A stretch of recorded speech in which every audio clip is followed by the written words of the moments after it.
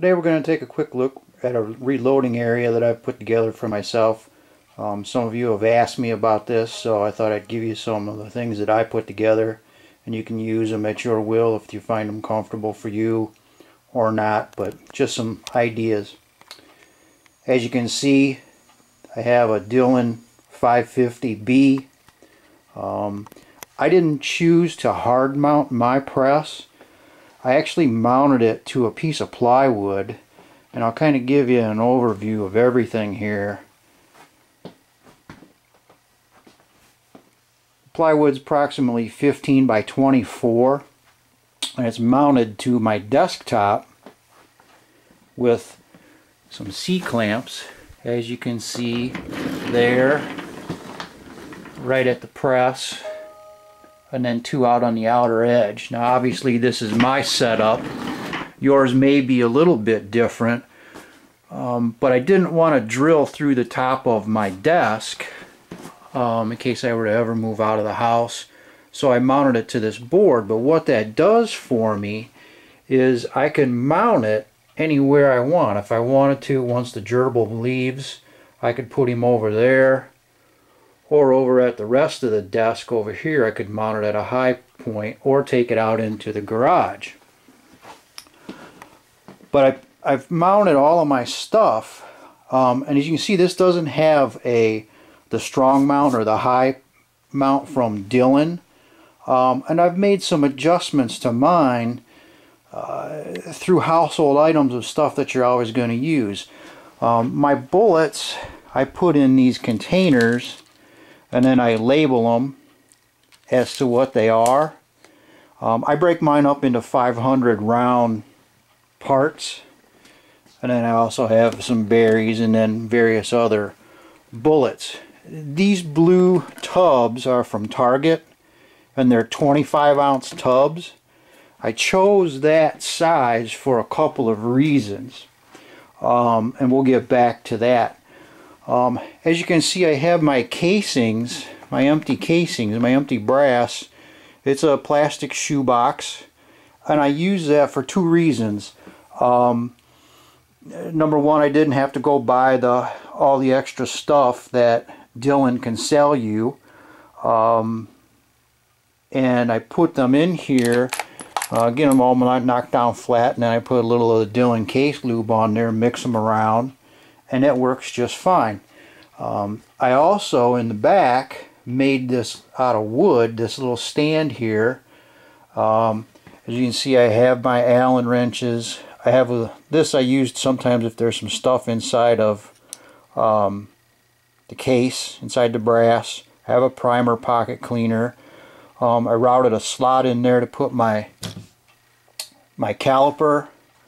I have a case gauge, and then all of my primer tubes, and then I bought a nut driver so I can adjust easily the powder measure here, and then that just fits back in there. And then just a couple other things I have on here is a dust off, sometimes down inside the shell plate. That can get a little dirty, so you need to kind of clean that off inside of there.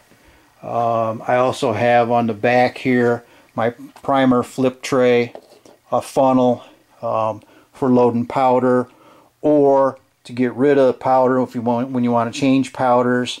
I also have a stopwatch. You know, everybody always asks, well, how long does it take?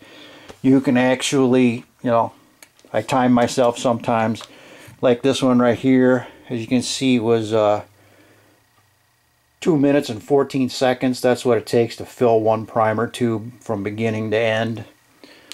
Also off to the side is my log for reloading and shooting, so I know what I'm reloading, the powder, the bullet, and then also my chronograph information is in that log. Now, to get back to kind of the machine itself, we'll zoom out here, and that's as far as I can go. The bullet tray obviously has the bullets, and if you're familiar with the Dillon, they come out right here and fall down and go into there. What I actually do for my cases is I just pull this right across the top all of my brass sits right there. There's still plenty of room for all the ammo to fall in here, and I didn't have to spend any money for this case. Now you can see I had a flashlight and I use that for various stuff down here, but I just put that under there to tilt my box towards me a little bit, and I can easily reach in here, grab a piece of brass and put it in there. At the same time, I've got all of my bullets right here that when they need to be loaded, they can go in. So that's why we have those, and then I can just put the lid on, swap them out for whatever I need. So that's my setup. It makes it a little bit portable. Off to the side here, I have my scale.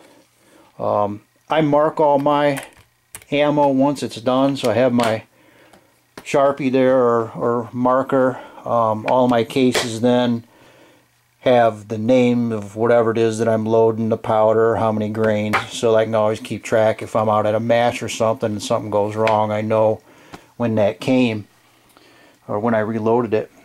Okay, now over here on this back desk, all of these blue tubs that I talked about earlier, and again, these are the 25-ounce ones from Target.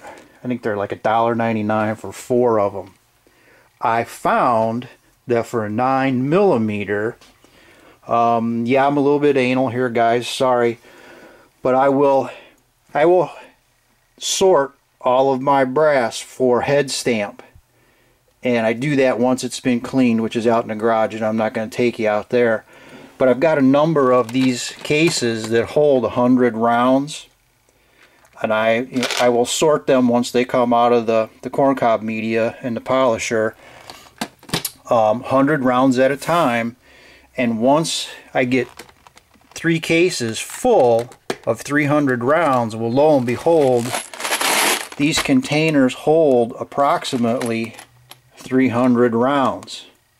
When you're getting ready for a reloading session and you know you need 300 rounds, okay, well, you go grab a tub full and away you go. So I've got my Blazer brass over here, Federal, PMC, Remington RP, the S&B, Winchester. This is Western Cartridge Company. It's an older one, and then all the miscellaneous stuff. Spear, Fiocchi, whatever it may be. And some of that I have found is a little harder to reload than some of the other brands that we have up here on the table. So that is another reason why I do that. Every once in a while I get stuck with some 40 cal stuff just because when you pick it up or you grab a handful of it, that's what you get. So I sort it for that. I also have labeled everything, so clean brass unsorted. Once it comes in from outside, you know, it can sit here for a couple of days, and then they're all labeled. I also have out in the garage dirty brass so that I can kind of sort them up front. My polisher holds between 3 and 350 dirty brass, so I know if I get, you know, that thing full, when I go to put it in to clean it, I've got approximately 350. Now then, in my drawers down here, I have everything that I need to reload. Got my powders here, my bullets, whatever that may be, primers, and then some miscellaneous tools. Keep my chronograph in here. And then down here in this drawer is all of my brass. All clearly labeled, and I can know what I've got whenever I need to pick some out and I get going on it. Got a couple extra of these cases here, and then some earmuffs. But and it's pretty easy to count brass too, you know. If you're one of those guys who likes to brag, hey, I got 10,000 pieces of brass, well, you can easily do this by counting all your tubs up. Then obviously the last thing, I've got everything loaded up over here, or at least some test stuff. This right here is some ammunition. I've loaded up 15 rounds at different recipes that I need to take out to the range and test, and then I'll know what I've got. and then just some leftover stuff from matches that I either need to replenish or it's something that I may have used and I don't like. But that's my reloading area here. I'll put this up so you guys can take a look at it, and when you see me in person at Hogs and Guns, you'll know who I am and ask any questions, but that way you can kind of take a look at it. So see you later for now.